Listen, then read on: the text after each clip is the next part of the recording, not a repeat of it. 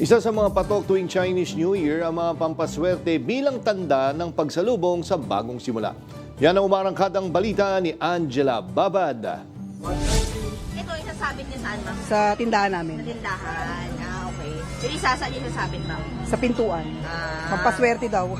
Panabit sa tindahan at sa bahay, kasama ang ilang mga mooncake kung tawagin, ang binili ni Alma sa pag-iikot ngayong taon sa Binondo. Anya, bukod sa masayang pagdiriwang sa lugar, panahon ng Chinese New Year para bumili ng mga pampaswerte na nagsisilbi bilang gabay, lalo na para sa kanya na nag-iisang itinataguyod ang kanyang anak.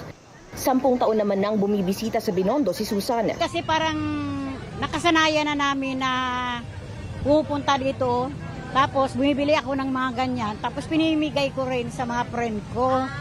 Anya, simple lang ang kanyang hiling ngayong taon.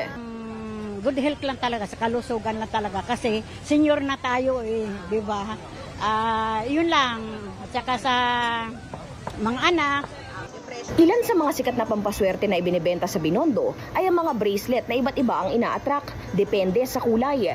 Green para sa pera, pula para sa kalusugan, black pangontra sa masasamang espiritu, at puti naman para sa peace of mind at success. Nagkakahalaga ito ng 50 hanggang 100 pesos, depende sa bato na ginamit sa pagbuo nito. Meron ding lucky cat para sa pera na nagkakahalaga naman ng 130 hanggang 500 pesos. At mga isinasabit sa pintuan na nagkakahalaga ng 50 hanggang 100 pesos.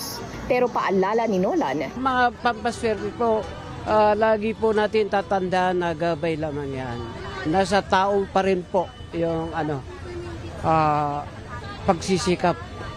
ako si Angela Babad ng PRTV News, nagseserbisyo para sa Pilipino.